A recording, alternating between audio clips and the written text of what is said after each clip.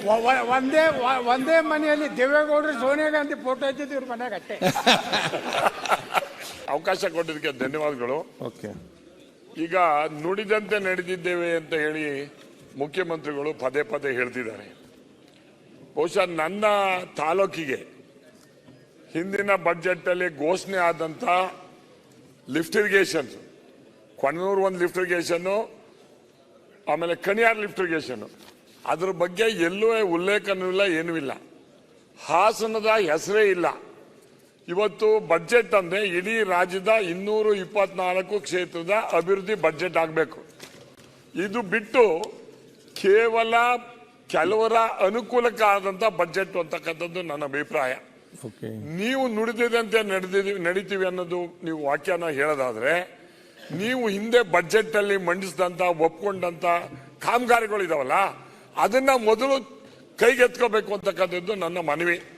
ಯಾರೇ ಆಗಿರಲಿ ಏನಾರೇ ಇರಲಿ, ನಾವೇನು ಪರ್ಮನೆಂಟ್ ಅಲ್ಲ. ಆದರೆ 224 ಕ್ಷೇತ್ರ ಪರ್ಮನೆಂಟು. ಅಭಿವೃದ್ಧಿ ಸಮಗ್ರವಾಗಿ ಆಗ್ಬೇಕೆ ವಿನಃ ಓಲೈಕೆ ಅಭಿವೃದ್ಧಿಯ ಕ್ಷೇತ್ರಗಳು ಆಗಬಾರ್ದು ಅಂತಕ್ಕಂಥದ್ದು.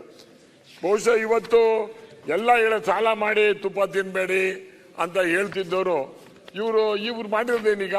ಅವರು ಅದೇ ಮಾಡಿರೋದು. ನಿಜ ಪರಿಸ್ಥಿತಿನಲ್ಲಿ ಕೆಟ್ಟದಿದೆ. 15 ಬಜೆಟ್ ಮಂಡನೆ ಮಾಡಿ ಇವರು ಈ ರೀತಿ ಮಾಡ್ತಕ್ಕಂಥದ್ದು ಸರಿಯಲ್ಲ. ಹಾಸನದ ಒಂದು ಕೂಡ ಹಾಸನದ ಜಿಲ್ಲೆನಲ್ಲಿ ಇವತ್ತು 30 ಕೋಟಿ ಆ ಏರ್ಪೋರ್ಟ್ಗೆ ಅಂತ ಹಾಕೋದು ಬಿಟ್ರೆ, 30 ಕೋಟಿ ಏರ್ಪೋರ್ಟ್ ಆಗ್ತದೆ ಅಧ್ಯಕ್ಷರೇ, ಜಿಲ್ಲೆ ಅಭಿವೃದ್ಧಿ ಆಗ್ತದೆ ಅಧ್ಯಕ್ಷರೇ, ಕೊಟ್ಟಿದ್ದೀವಿ ಅಂತ ಕೊಟ್ಟಿರೋದು ಬಿಟ್ರೆ. ಬಟ್ ನಾನು ಈಗ ಅವ್ರು ಮಾಡಿರ್ತಕ್ಕಂಥದ್ದು, ಜನಪರ ಮಾಡಿರ್ತಕ್ಕಂಥದ್ದು ಹೇಳ್ತಕ್ಕಂಥದ್ದು, ಅವ್ರ ಪರ ಹೇಳೋದು ಇವ್ರ ಪರ ಹೇಳೋದು ಇಂಪಾರ್ಟೆಂಟ್ ಅಲ್ಲ. ಬಟ್ ಬಜೆಟ್ ಇಡೀ ರಾಜ್ಯದ ಬಜೆಟ್ ಆಗ್ಬೇಕೆ ವಿನಃ ಓಲೈಕೆ ಬಜೆಟ್ ಆಗಬಾರ್ದು ಅಂತಕ್ಕಂಥದ್ದು ನನ್ನ ಅಭಿಪ್ರಾಯ. ಲಮ್ಮಾನಿ, ಚಂದ್ರು ಲಮ್ಮಾನಿ, ಸರಿ. ನೆಕ್ಸ್ಟ್ ಚಂದ್ರು.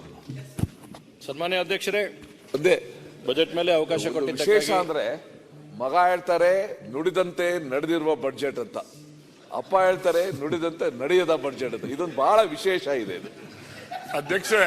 ಮುಗೀತು. ಅಲ್ಲ ಇರ್ಲಿ ಒಂದೊಂದು ಟೈಮ್ ಇರ್ಲಿ ಮಾತಾಡ.